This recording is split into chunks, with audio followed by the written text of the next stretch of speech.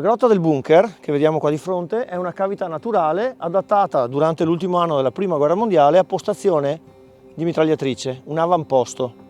Ha due punti, diciamo, di osservazione, questo e uno lì di lato che si intuisce entrando. Era collegata alla prima linea non dall'esterno qui, ma da una galleria interna che poi è stata demolita, e c'è una specie di scala interna.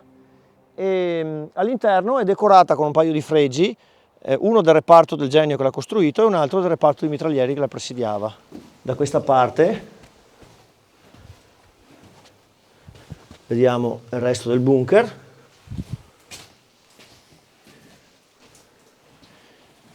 Eccoci qua.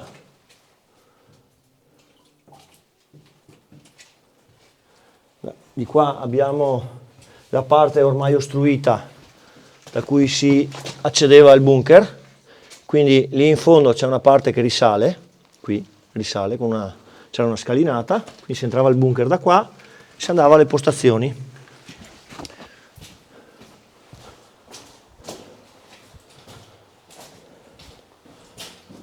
Questa è un'altra postazione.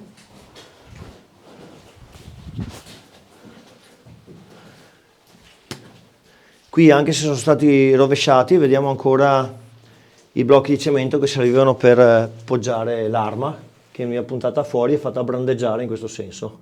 Il brandeggio è lo spostamento in senso orizzontale dell'arma che si fa per coprire il campo visuale. Girando di qua è come quasi una specie di scala a chiocciola che porta all'esterno.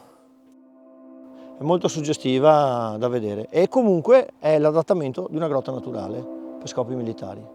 Ce ne sono molte altre di postazioni come questa lungo il Piave, la maggior parte sono tutte quante ricavate artificialmente.